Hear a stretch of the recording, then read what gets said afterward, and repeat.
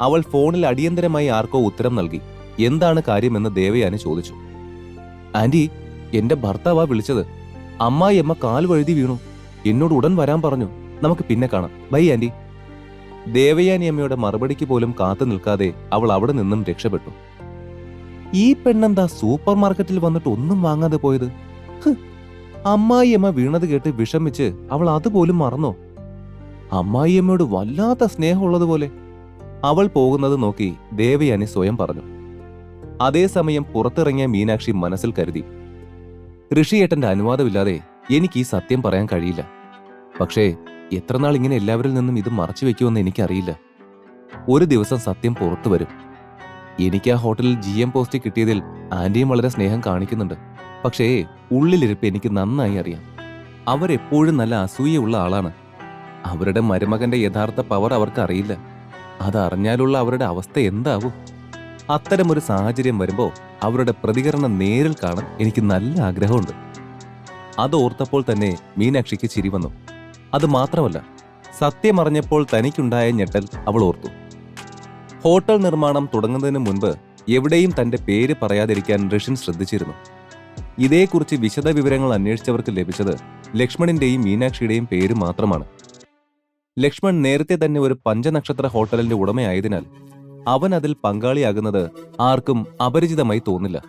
അതേസമയം ഹോട്ടലിന്റെ മറ്റൊരു പ്രധാന പങ്കാളിയെ ഇവർ രഹസ്യമാക്കി വെച്ചത് മറ്റുള്ളവരുടെ താല്പര്യം വർദ്ധിപ്പിച്ചു. ട്രൈ മീഡിയയുടെയും പുതിയ ഹോട്ടലിന്റെ ഗ്രൗണ്ട് വർക്കിന്റെയും തിരക്കിലായിരുന്ന ഋഷിൻ ഫ്ളാറ്റിലേക്ക് തിരിച്ചെത്തി.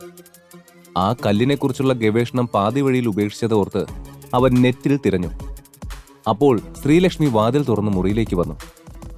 ഇന്ന് നേരത്തെ വന്നോ എന്ന് ചോദിച്ചുകൊണ്ട് അവന്റെ അടുത്തിരുന്നു.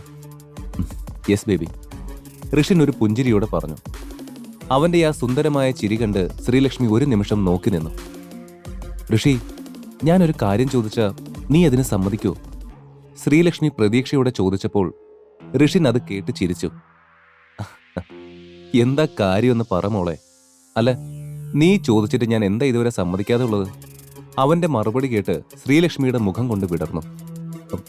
നീ ഇങ്ങനെ സംസാരം വഴിതിരിച്ചു വിട്ടാ പറയാൻ വന്നത് ഞാൻ മറക്കും. നമ്മളെയൊക്കെ ഒരു പരിപാടിക്ക് ക്ഷണിച്ചിട്ടുണ്ട്. നീയും വന്നാൽ നന്നായിരിക്കും. ശ്രീലക്ഷ്മി അവന്റെ മുഖത്തേക്ക് താല്പര്യത്തോടെ നോക്കി പറഞ്ഞു. എല്ലാവരെയും? ഋഷിൻ സംശയത്തോടെ പുരികമുയർത്തി. അത് വർമ്മ ഫാമിലിയിൽപ്പെട്ട എല്ലാവർക്കും ഉള്ള പരിപാടിയാണ്.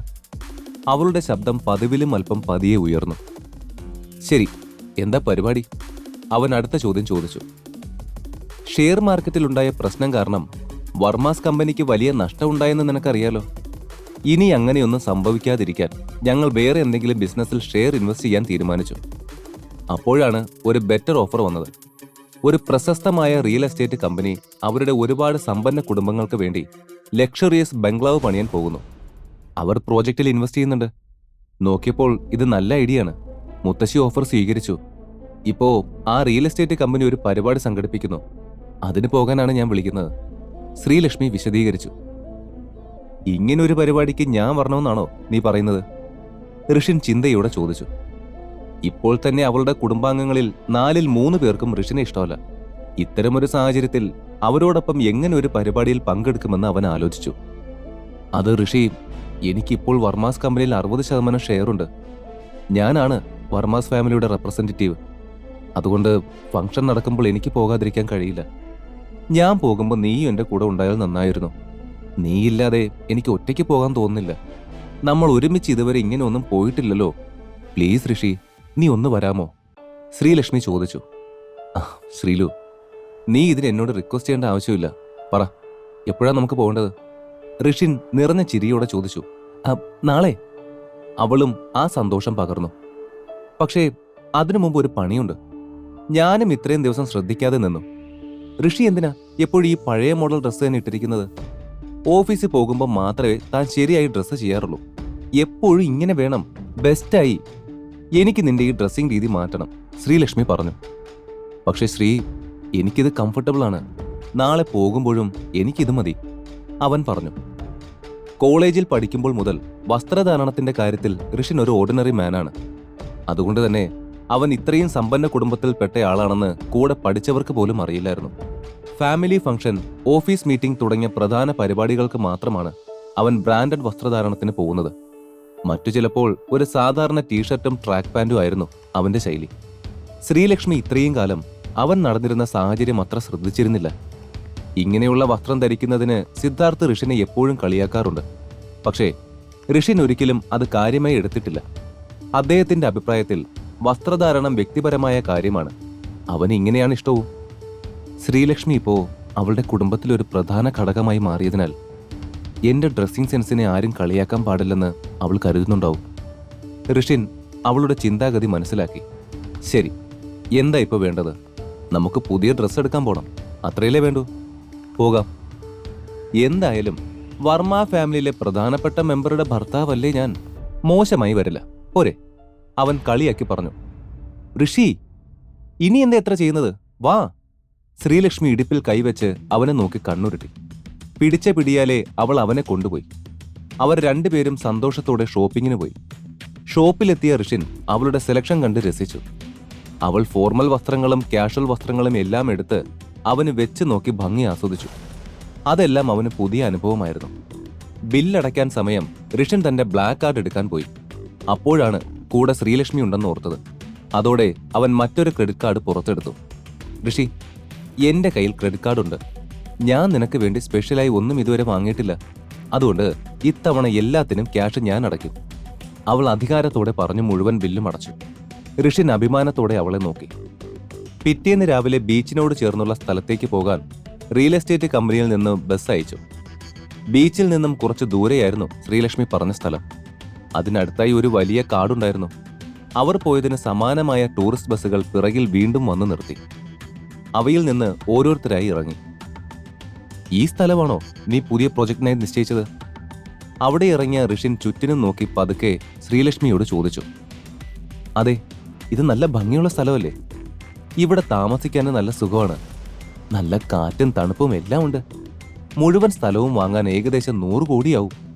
ഇതിനു പുറമെ കെട്ടിടം നിർമ്മിക്കാൻ ഞങ്ങൾ ഓരോ ഫാമിലിയും 45 കോടി വരെ ഇതിൽ ഇൻവെസ്റ്റ് ചെയ്യേണ്ടി വരും. ശ്രീലക്ഷ്മി അവനോട് വിശദീകരിച്ചു. അവൾ പറഞ്ഞത് കേട്ട് ഋഷിൻ പതിയെ തലയാട്ടി. അവരുടെ പ്രോജക്റ്റ് എന്താണെന്ന് അവൻ അവളോട് നേരത്തെ ചോദിച്ചിരുന്നു. നല്ല വ്യൂ പോയിന്റ് ഉള്ള ബീച്ചിനോട് ചേർന്ന് കുറച്ച് ആഡംബര ബംഗ്ലാവുകൾ നിർമ്മിക്കുന്നു. അതോടൊപ്പം ഒരു സൂപ്പർ മാർക്കറ്റും ഷോപ്പിംഗ് കോംപ്ലക്സും എല്ലാം ഉൾക്കൊള്ളുന്ന ഒരു വലിയ ഹൗസിംഗ് സൊസൈറ്റി നിർമ്മിക്കാൻ അവർ പദ്ധതിയിട്ടിരുന്നു. അതായത് സമ്പന്നർക്ക് മാത്രമുള്ള ആഡംബര ബംഗ്ലാവുകൾ, അതിനോട് ചേർന്നുള്ള മറ്റ് സൗകര്യങ്ങൾ. എന്നാൽ എന്തോ ഋഷിൻ ഇത് പറ്റിയ സ്ഥലമായി തോന്നിയില്ല. കടൽ തീരം മനോഹരമാണെങ്കിലും വെള്ളപ്പൊക്കം, സുനാമി തുടങ്ങിയ അപകടങ്ങൾ വരുമ്പോൾ അവരതിനെ ചെറുക്കാൻ എന്ത് ചെയ്യുമെന്ന് അവൻ സംശയിച്ചു. അവിടെയുള്ള മണലിന്റെ സ്വഭാവവും കെട്ടിടത്തിന് അനുയോജ്യമല്ലെന്ന് തോന്നി. ഒരു സ്ഥലത്ത് വലിയ ബംഗ്ലാവുകൾ പണിയണമെങ്കിൽ ബേസ് ലെവൽ വളരെ ശക്തമായിരിക്കണം. പക്ഷേ ഇവിടുത്തെ മണ്ണ് കണ്ടിട്ട് അതിന് ചേർന്നതാണെന്ന് തോന്നുന്നില്ല. ഇതൊക്കെ ഇവർക്കറിയോ? റിയൽ എസ്റ്റേറ്റ് കമ്പനി പറഞ്ഞിട്ടുണ്ട് ഇവരുടെ യഥാർത്ഥ അവസ്ഥ. വർമ്മ ഫാമിലിക്ക് ഈ ബിസിനസ്സിൽ മുൻപരിചയമൊന്നുമില്ല. ഇവർ പുതിയ പ്രശ്നത്തിൽ അങ്ങോട്ട് ചെന്ന് കുടുങ്ങുകയാണോ? ഋഷിൻ അതിനെക്കുറിച്ച് തന്നെ ആലോചിച്ചു കൊണ്ടിരിക്കുമ്പോൾ പരിചയമായ ഒരു ശബ്ദം അവന്റെ ചിന്തകളെ അലോസരപ്പെടുത്തി. ഹേയ് ഋഷിൻ, നീ എന്താ ഇവിടെ ചെയ്യുന്നത്? ഭാര്യ എവിടെ പോയാലും നീ എപ്പോഴും അവളുടെ പുറകെ പോവോ? സിദ്ധാർത്ഥ് ഒരു പരിഹാസം നിറഞ്ഞ ചിരിയോടെ ചോദിച്ചു.